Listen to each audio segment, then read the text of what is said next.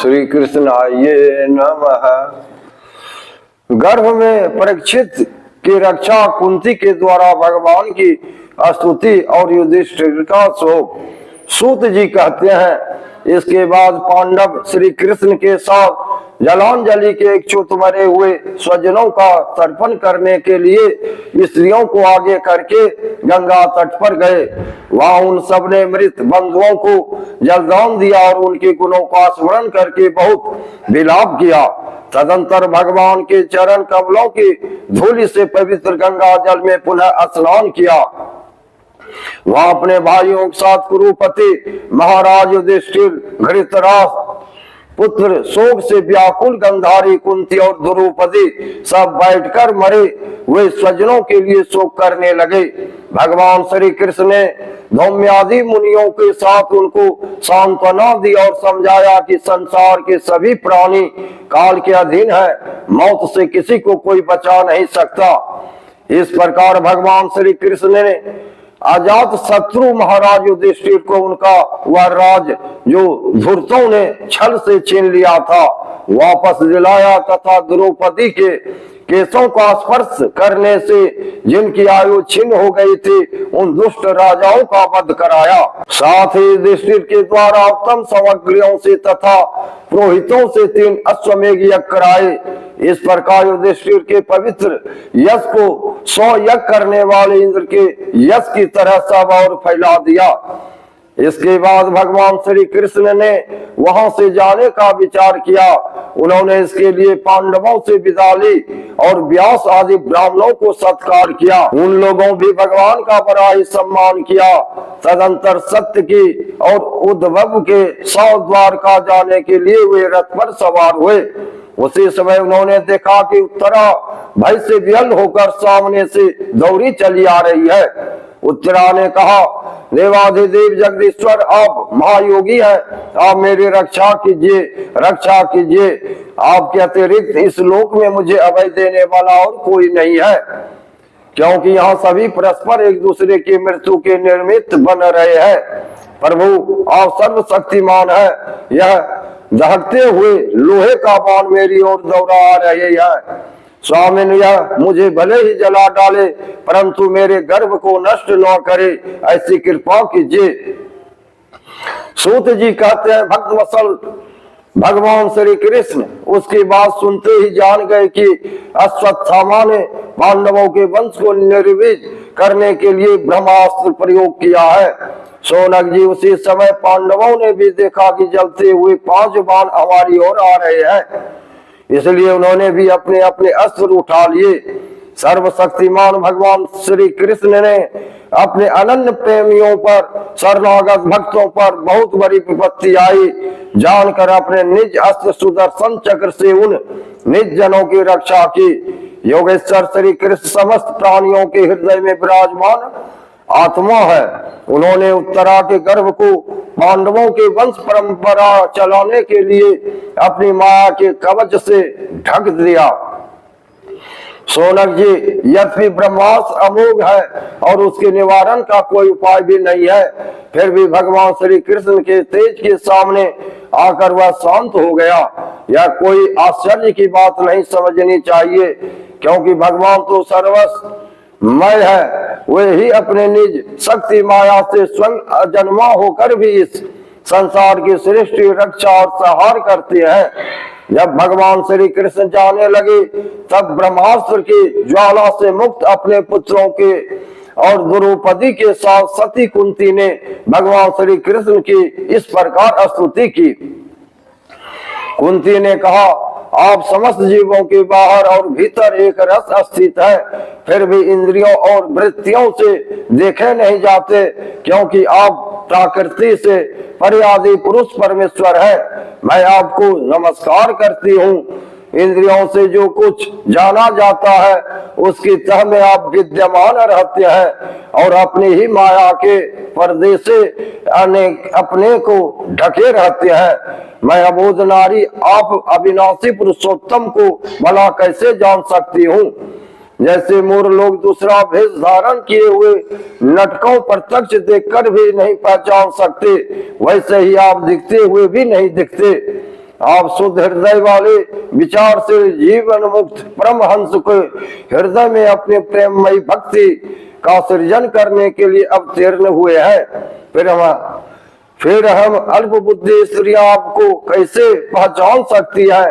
आप श्री कृष्ण वासुदेव देवकी नंदन नंद गोप के लाल गोविंद को हमारा बारंबार प्रणाम है, जिनकी नाभि से ब्रह्मा का जन्म स्थान कमल प्रकट हुआ है, जो सुंदर कमलों की माला धारण करते हैं, जिनके नेत्र कमल के समान विशाल और कोमल है, जिनके चरण कमलों में कमला चिन्ह है। श्री कृष्ण ऐसे आपको मेरा बारंबार नमस्कार है। ऋषिकेश जैसे आपने दुष्ट कंस के द्वारा कैद की हुई और चिरकाल से शोकग्रस्त देवकी की रक्षा की थी, वैसे ही पुत्रों के साथ मेरी भी आपने बार बार विपत्तियों से रक्षा की है।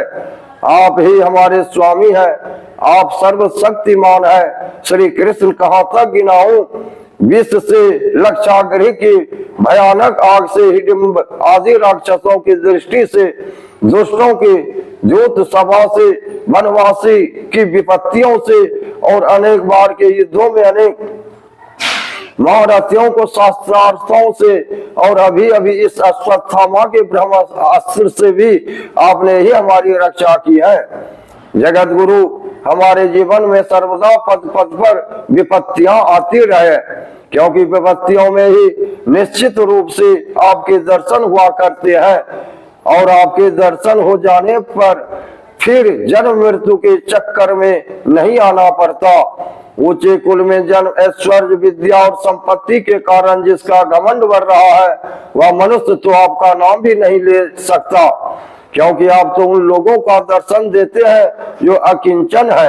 आप निर्धनों के परम धन है, माया के प्रपंच आपका स्पर्श भी नहीं कर सकता। आप अपने आप में ही विहार करने वाले परम शांत स्वरूप हैं। आप ही केवल मोक्ष के अधिपति हैं। आपको मैं बार बार नमस्कार करती हूँ। मैं आपको अनादि अनंत सर्वव्यापक सबके नियंत काल रूप परमेश्वर समझती हूँ। संसार के समस्त पदार्थ और प्राणी आपसे में टकराकर विश्व के कारण परस्पर विरुद्ध हो रहे हैं, परंतु आप सब में समान रूप से विचर रहे हैं। भगवान, आप जब मनुष्यों की सी लीला करते हैं तब आप क्या करना चाहते हैं या कोई नहीं जानता। आपका कभी कोई न प्रिय है और न अप्रिय। आपके संबंध में लोगों की बुद्धि ही विषम हुआ करती है। आप विश्व के आत्मा विश्व रूप है। न आप जन्म लेते हैं और न कर्म ही करते हैं, फिर भी पशु पक्षी मनुष्य ऋषि जलचर आदि में आप जन्म लेते हैं और उन योनियों के अनुरूप दिव्य कर्म भी करते हैं। यह आपकी लीला ही तो है।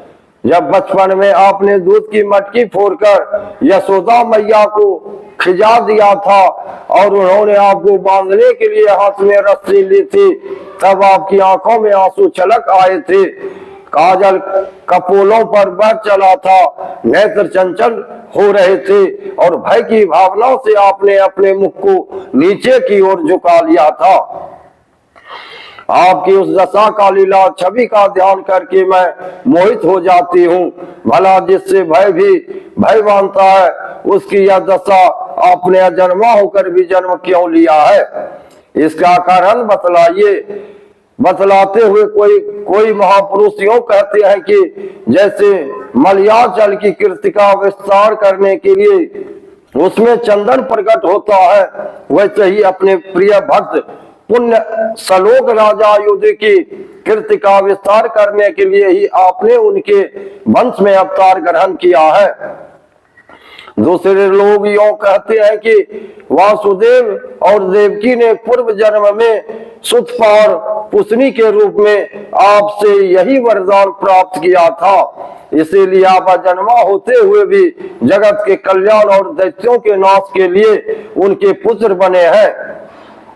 कुछ और लोग यूं कहते हैं कि यह पृथ्वी दैत्यों के अत्यंत भार से समुद्र में डूबते हुए जहाज की तरह डगमगा रही थी, प्रेरित हो रही थी। तब ब्रह्मा की प्रार्थना से उसका भार उतारने के लिए ही आप प्रकट हुए।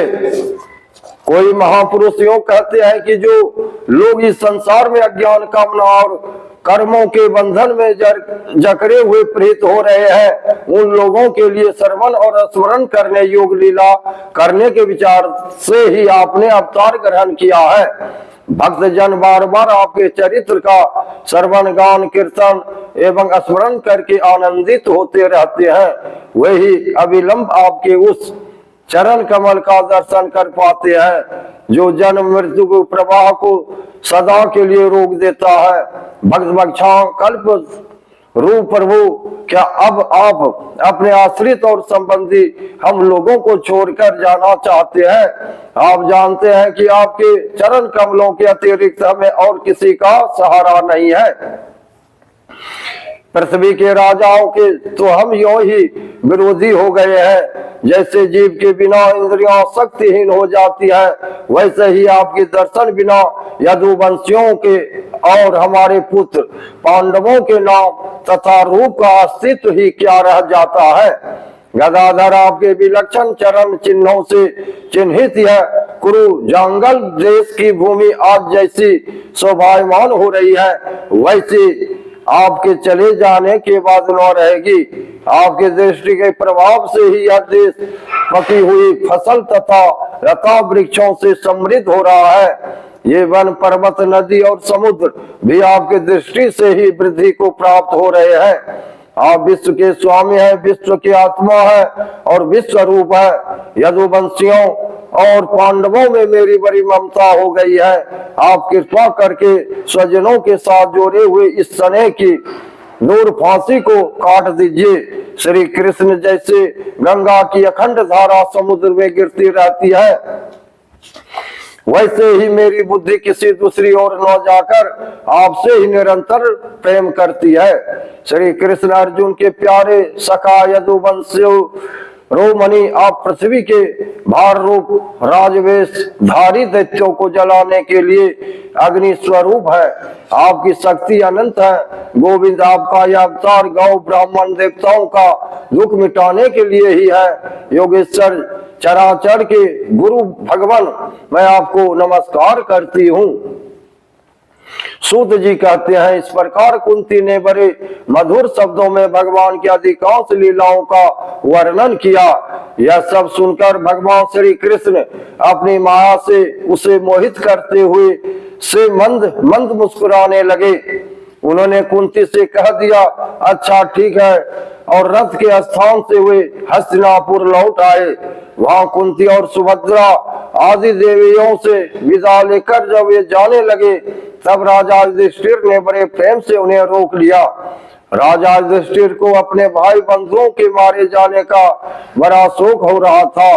भगवान की लीला का मर्म जानने वाले व्यास आदि महर्षियों ने और स्वयं अद्भुत चरित्र करने वाले भगवान श्री कृष्ण ने भी अनेक इतिहास कहकर उन्हें समझाने की बहुत चेष्टा की, परंतु उन्हें सांत्वना न मिली, उनका शोक न मिटा। शौनकादि ऋषियों धर्म पुत्र राजा युधिष्ठिर को अपने स्वजनों के वध से बड़ी चिंता हुई।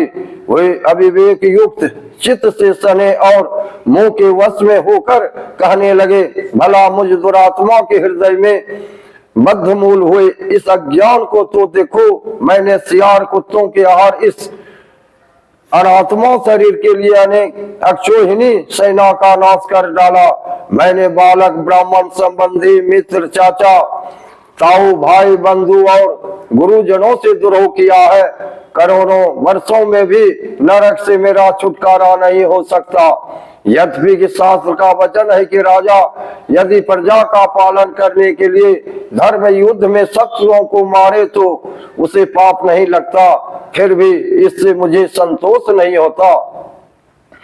स्त्रियों के पति और भाई बंधुओं को मारने से उनका मेरा द्वारा यहाँ जो अपराध हुआ है, उसका मैं गृहस्थ अस्थोचित यज्ञ योगादिकों के द्वारा मार्जन करने में समर्थ नहीं हूँ। जैसे कीचड़ से गंदला जल स्वच्छ नहीं किया जा सकता, मदिरा से मदिरा की अपवित्रता नहीं मिटाई जा सकती, वैसे ही बहुत से हिंसा बहुल यज्ञों के द्वारा एक भी प्राणी की हत्या प्रायश्चित नहीं किया जा सकता। राधे कृष्णा। लाइक करिए, सब्सक्राइब करिए। जय श्री कृष्णा। राधे राधे।